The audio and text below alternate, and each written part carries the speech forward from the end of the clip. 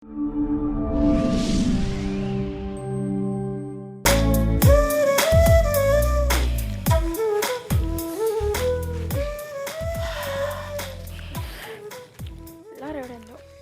മകനെ കണ്ട് ഞാൻ തോറ്റു കേട്ടോ. എന്തോന്ന് എന്റെ മകൻ? അപ്പൊ നിങ്ങൾക്ക് ഇതിലൊരു പങ്കുമില്ലേ? മുന്തിയ പങ്ക് തന്നെയാണ്. അതല്ല, അതെങ്ങനെ ഉണ്ടാലിരിക്കും. കല്യാണം കഴിഞ്ഞ് ആദ്യ രാത്രി ഇടാൻ നീ ഒരു പ്രത്യേക നോട്ടം നോക്കിയിട്ട് പാലും കൂടെ തോണ്ടിയില്ലേ? പിന്നെ അതൊക്കെ അതിന്റെ ഒരു ചടങ്ങാന്നേ. നീ ചടങ്ങായിട്ട് ചെയ്ത് ഞാൻ അത് ഒരു ഉത്സവമാക്കി മാറ്റി, അത്രേ ഉള്ളൂ. പിന്നെ നിന്റെ മോന്റെ കഞ്ചാവ് വലി, അവന്റെ ഈ കളവ്, എടി കോടതി പോയി എന്നിട്ട് ഞാൻ ഉരുകുമായിരുന്നു, അറിയാവോ? ഉരുക നിങ്ങൾ മെഴുകുതിരിയാണോ? മെഴുകുതിരിയൊക്കെ അവിടെ നിൽക്കട്ടെ. ഒരു മണം ഉണ്ടല്ലോ. ആ ശരിയാ, നല്ല മണം. എന്നെ കറി വെച്ച ഇവിടെ കോഴിയുടെ മണമാണല്ലോ. കോഴിയാണെങ്കിൽ അത് നിങ്ങളാ. കോഴിയല്ല, കോഴിക്കറിയുടെ. ആ ശരിയാ, നല്ല മണമുണ്ട്. നിന്റെ നശിച്ച മോനെ എവിടെയാടി? അവനെവിടെയാ? അവനെ വിളിക്ക്. എടാ ഡാ, சறுக்கு வச்சிருக்கே, இறக்கி வச்சிருக்கே, வறுத்த கோழி முளகு தேய்ச்சி பெருக்கி வச்சிருக்கே,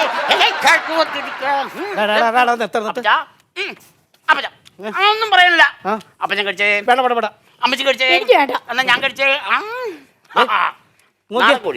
ഒരു മിനിറ്റ്, എന്നായിരുന്നു പരിപാടി ഇവിടെ? എടാ ഞങ്ങൾ കോടതി പോയപ്പോ നീയും നിന്റെ പെങ്ങളും കൂടി എന്നായിരുന്നു പരിപാടി? അവളെന്തേ? അവളമ്മച്ചിയുടെ മേക്കപ്പ് ബോക്സ് എടുത്തിട്ട് ഭയങ്കര മേക്കപ്പ് ബ്യൂട്ടിയായിട്ട് വരിക. അത് പോട്ടെ, ഈ ചിക്കൻ എവിടെ നിന്ന് കിട്ടി? നാടൻ ചിക്കനാണ്. അത് എവിടെ കിട്ടിയെന്ന് പറ. അപ്പച്ച ഞെട്ടിപ്പോയി ചിക്കൻ. അപ്പച്ചൻ ഒന്ന് കാര്യം ആലോചിച്ച് നോക്കണം. നമ്മുടെ ഈ കോമ്പൗണ്ടിലേക്ക് ആരെങ്കിലും അപ്പച്ചൻ കയറ്റി വിടുവോ? നമ്മുടെ കോഴികൾ മാത്രമല്ലേ ഉള്ളൂ. ഞാൻ നോക്കുമ്പോ നമ്മുടെ കോമ്പൗണ്ടിന്റെ ഗേറ്റിന്റെ ഇടയിൽ കൂടെ നല്ല ഒന്നാന്തരം മസിലുള്ളൊരു നാടൻ ചിക്കൻ ഇങ്ങനെ നടന്ന് വരിക. ഞാൻ ബബിൾക്കം ചവച്ചോണ്ടിരിക്കുകയായിരുന്നു. ഞാൻ ആ ബബിൾക്കം എടുത്ത് ഒരൊറ്റ ഏറ്, കോഴി ഒരൊറ്റ കുത്ത്, കോഴിയുടെ വാ തുറക്കാൻ പറ്റുന്നില്ല. ഞാൻ കെട്ടിപ്പിടിച്ചങ്ങ് വെടിച്ചിട്ട് കഴുത്തങ്ങ് അരിഞ്ഞിട്ട് പപ്പും പൂടയും പറിച്ചിട്ട് മസാല വെച്ച് വറുത്ത് വെച്ചിരിക്കും. ഈ ഭ്രാന്തന്റെ ഈ തീറ്റ, ഈ കഞ്ചാവ് പോലി, എടാ നിന്നെ ഞാൻ വല്ല സെല്ലി കൊണ്ട് കേട്ടോ. എടാ അവളെവിടെ? അവളത് അമ്മച്ചി മേക്കപ്പ് ബോക്സ് ഇട്ട് മേക്കപ്പ് മൊത്തം ഇട്ട് സുന്ദരി കുട്ടിയായിട്ട് വരുന്നേടി പെണ്ണെ. അടങ്ങി പ്രായപൂർത്തിയായ പക്കത്തി അടങ്ങി നിന്നോട് ഇവിടെ. ഈ രണ്ടെണ്ണത്തിന് എന്റെ ഞാൻ നമ്മളെ ക്ലബിന്റെ പരിപാടിക്ക് പാട്ട് പഠിക്കുന്നു പറഞ്ഞില്ലേ? ഞാനൊരു പാട്ട് പഠിക്കുമായിരുന്നു. പാടത്തെ ഫ്രിഡ്ജ് കേട്ടോണ്ടോ? ഫ്രിഡ്ജ് കേട്ടോണം. ശ്രദ്ധിച്ചേ. ഇല വിരിഞ്ഞു പൂവായി, പൂ വിരിഞ്ഞു കായായി, ചിത്രശാൽപം. ഇതിനെ കഴുത്തേറി ഞാൻ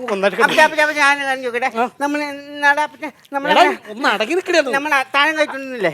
താഴം കഴിച്ചോണ്ടിരുന്നപ്പോ അപ്പച്ചൻ പറഞ്ഞില്ലേ, ഞാൻ 10-18 വയസ്സായ പ്രായപൂർത്തിയായ പെണ്ണാണ്, ഞാൻ വേറൊരു വീട്ടിലേക്ക് കെട്ടിക്കയറി ചെല്ലാൻ ഉള്ള പെണ്ണാന്ന് പറഞ്ഞില്ല. മോനെ അതെന്നാന്നറിയോ മോളെ? അപ്പച്ചൻ പറഞ്ഞറിയോ? പള്ളിയിലാണ് നമ്മൾ പോയപ്പം.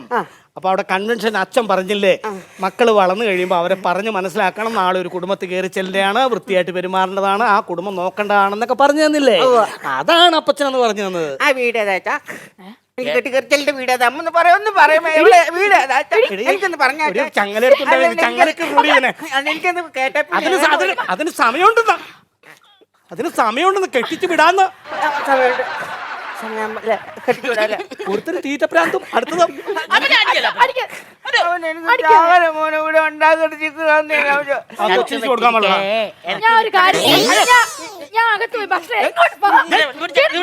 ഈ രണ്ടെണ്ണത്തിന് അങ്ങോട്ട് പ്രാന്ത് പിടിക്കൂല.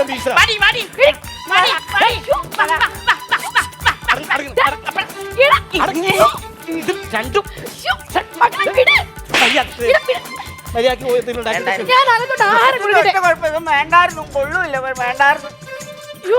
ഇതൊന്നും അല്ല, ഇത് രണ്ടും വേണ്ടായിരുന്നു. ഇതൊക്കെ എന്റെ തെറ്റത്. കേറി പോകാവുന്നകത്ത്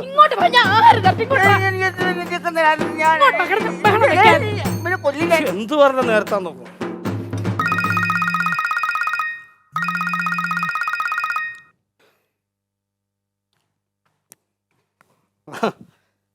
അതെ സാറേ, എന്നാ സാറേ? കോഴിയോ? അല്ല സാറേ, ഞങ്ങളുടെ ഇവിടെ ഇല്ലാട്ടോ സാറേ, സത്യമായിട്ടും. പിള്ളേർ ഇവിടെ ഉണ്ടായിരുന്നു.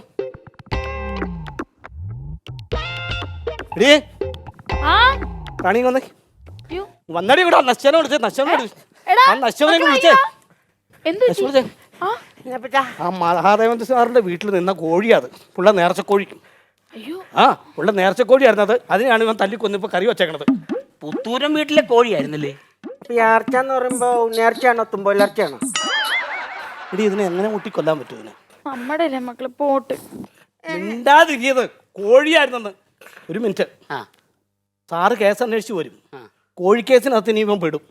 അതും പോയി നിൽക്കേണ്ടത് ഞാനാ, മനസ്സിലായോ? ഈ പട്ടി പെടണം. വന്നേ ഇപ്പൊ രക്ഷപ്പെടാൻ ഒറ്റ മാർഗമുള്ളൂ ഞാൻ നോക്കിയിട്ട്. ഞാൻ പറയും പോലെ പറയാമോ മക്കള്? അപ്പച്ചൻ പറഞ്ഞ പോലെ ആ പറയണം. അപ്പച്ചൻ പറഞ്ഞാലേ ഞാൻ പറഞ്ഞോളാം. ആ പറയണം. ഇന്നലെ ഇവിടെ കോഴി വന്നപ്പം നമ്മൾ ഇവിടെ ഇല്ലായിരുന്നു. ഇന്നലെ കോഴി വന്നപ്പോ നമ്മൾ ഇവിടെ ഇല്ലായിരുന്നു. ഇല്ലായിരുന്നു പിന്നെ എങ്ങനെ പിടിക്കണേ എങ്ങനെ? അതെ. ഇല്ലാതിന് മോളെ അച്ഛൻ പറഞ്ഞു തന്നത് കേക്ക്. നമ്മൾ പാറേപ്പള്ളി ധ്യാനത്തിന് പോയേക്കുമായിരുന്നു, മനസ്സിലായോ? നമ്മൾ പാറേപ്പള്ളി ധ്യാനത്തിന് പോയേക്കുമായിരുന്നു. നമ്മള് പാറേപ്പള്ളി ധ്യാനത്തിന് പോയേക്കുമായിരുന്നു. നമ്മൾ അവിടെ നിന്ന് കടയിൽ കയറി ബിരിയാണി കഴിച്ചു. കടയിൽ കയറി ബിരിയാണി കഴിച്ചു. അത് കഴിഞ്ഞ് നമ്മൾ സിനിമയ്ക്ക് കയറി. ബസ്സേ കയറി ടിക്കറ്റ് എടുത്തു. ബസ്സേ കയറി ഇത്രയും വരെ നമ്മൾ ഓർത്തിരുന്നോ? അപ്പൊ സിനിമയുടെ കാര്യം ചോദിക്കുമ്പോൾ അവര് സിനിമയുടെ പേരെന്നാന്ന് ചോദിക്കും. അന്നാ താൻ പോയി കേസ് കൊടുക്കും. ഞാനെന്തിനാണ് കേസ് കൊടുക്കാൻ പോണേ? അല്ല അപ്പച്ചല്ലേ പറഞ്ഞേ സിനിമയുടെ കാര്യം ചോദിക്കുമ്പോൾ എന്നാ പോയി താൻ കേസ് കൊടു, അത് നല്ലതാ അല്ലേ? എടി നിന്റെ എടി ഞാൻ എടാ കിരീടം എന്ന് പറഞ്ഞാൽ മതി. കിരീടം പടം അല്ല അപ്പച്ചാ, അപ്പച്ചനല്ലേ പറഞ്ഞേ പോലീസ് വന്നിട്ട് ചോദിക്കും. അപ്പൊ നമ്മള് പാറപ്പള്ളി പോയെന്ന് പറയും. അത് കഴിഞ്ഞിട്ട് പിന്നെ സിനിമാ തിയേറ്ററിൽ പോയെന്ന് പറയും. സിനിമാ തിയേറ്ററിൽ പോയി കഴിയുമ്പോഴത്തേനും ഏതാന്ന് ചോദിക്കുമ്പോൾ താൻ പോയി കേസ് കൊടു. എടാ ഞാനെന്താ എത്ര വട്ടി നിനക്കെതിരെ കേസ് കൊടുക്കണേ? അല്ല അപ്പച്ചനല്ലേ പറഞ്ഞേ അത് പറയണോന്ന്. സിനിമ ചോദിക്കുമ്പോൾ താൻ പോയി നല്ല പടമല്ലേ ആ സിനിമയുടെ പേര് പറയാൻ അത് വേണ്ട. പിന്നെ ഏത് പറഞ്ഞേ? കിരീടം എന്ന് പറഞ്ഞാൽ മതി. വേണ്ട, നിങ്ങൾ ഇത്രയും വന്നേ. പാറപ്പള്ളിയിൽ എന്നത്തെ പോയി നമ്മള് സിനിമ കാണാൻ പോയി. പാറപ്പള്ളി ധ്യാനത്തിന് പോയി.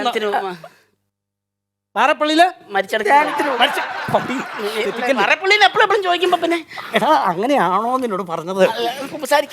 ഞാൻ പറഞ്ഞു നോക്കി അവര് ഒന്ന് ചോദിക്കുമ്പോ ഒറ്റ കേസ് പറയാം. പാറപ്പള്ളിയില്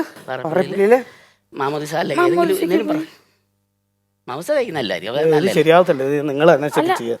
ഞാൻ പറഞ്ഞു തന്നാ പഠിക്കുമല്ലോ, ഒന്നുമില്ല. പോലീസുകാർ ഞാൻ അകത്തേക്ക് പോകുമ്പോ അമ്മ ഒരു കാര്യം ചെയ്യും. ഈ തള്ളക്ക് പ്രാന്താണോ? നമ്മള് മാമോദിസിക്കാണോ പോയത്? നമ്മളവിടെ നേർച്ചക്കല്ലേ പോയത്? പാറപ്പള്ളിയിലാ അല്ലേ? എന്റെ മക്കളെ നിങ്ങളോട് ഞാൻ ഇത്ര നേരം പറഞ്ഞു നിങ്ങൾ കേട്ടില്ല ഇതൊന്നും. അല്ല അപ്പൊ ഞാൻ ചോദിക്കട്ടെ? വേണ്ട, ഒന്നും വേണ്ടേ. അല്ല അമ്മച്ചി ഒന്ന് പറഞ്ഞു. മകൾക്ക് തെറ്റിപ്പോയതാ.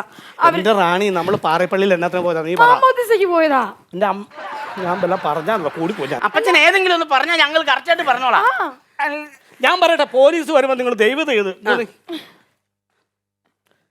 പാറേപ്പള്ളി ധ്യാനത്തിന് പോയി, ബിരിയാണി കഴിച്ചു, സിനിമ കണ്ടു, ബസ്സേ കയറി ടിക്കറ്റ് എടുത്തു. ഇത്ര ഒന്ന് പറഞ്ഞു തരാവോ? പറഞ്ഞാ പോലീസ്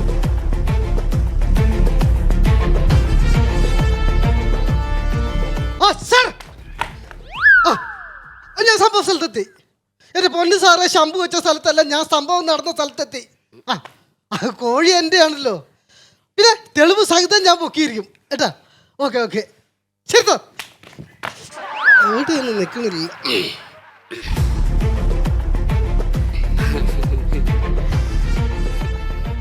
ജോർജ് കുട്ടിയാരാ? പാറപ്പള്ളി ധ്യാനത്തിന് പോയി.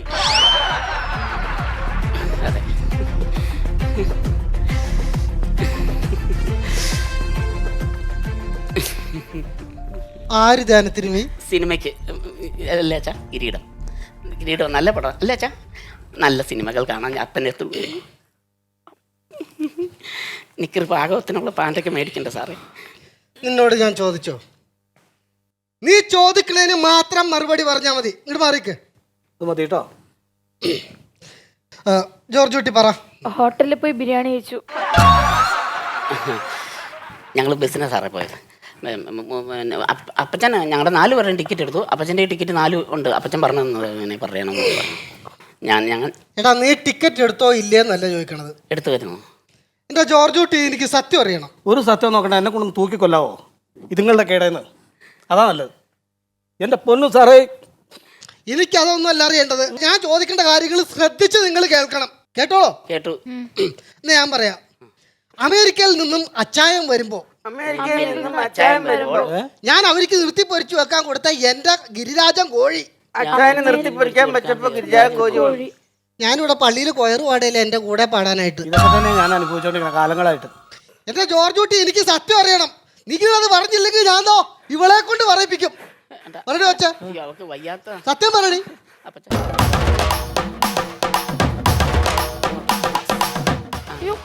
അങ്ങോട്ട് വിളിക്കും.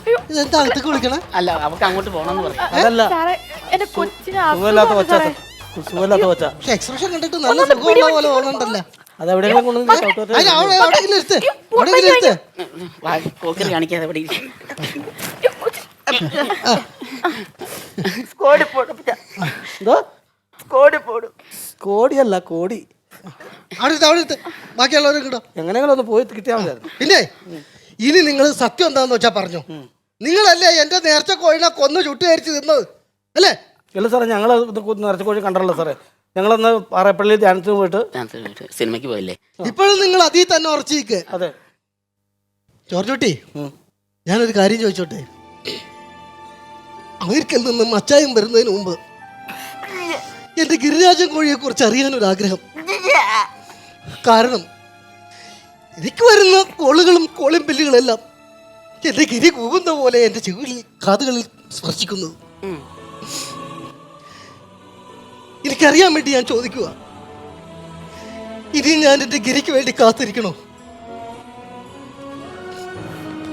നിങ്ങൾ വലിയ മനുഷ്യൻ സാറേ. നിങ്ങളുടെ അത്ര ഒന്നും വിശാലമായ മനസ്സൊന്നും എനിക്കില്ല. എനിക്ക് ഈ മാട്ട പെണ്ണുമ്പോൾ ഈ പിഴച്ച 2 സന്തതിയുള്ളൂ. നിങ്ങളെ കൊണ്ട് തോറ്റും അടുത്ത് നിൽക്കണം ഞാനാ. ഒന്നുമല്ലാത്ത സമയത്ത് കൊത്തിപ്പെറുക്കി ഞങ്ങൾ ക്ഷണിക്കാത്തവരെ അതിനെ ഞങ്ങളുടെ വീട്ടിനകത്തേക്ക് കയറി വന്ന് മൊത്തം കൊത്തിപ്പറിച്ചപ്പം എനിക്ക് ഇനി ഒരിക്കലും മടങ്ങി വരാത്ത രീതിയിൽ അതിനെ ഞാൻ യാത്രയാക്കി സാറേ. അതിപ്പം എനിക്കൊന്നും ചെയ്യാൻ പറ്റില്ല. ഞാൻ പറഞ്ഞല്ലോ, എനിക്ക് മാട്ടക്കുടുംബം എനിക്ക് വലുത്. എന്നോട് ക്ഷമിക്കപ്പച്ച. കീറിയോ?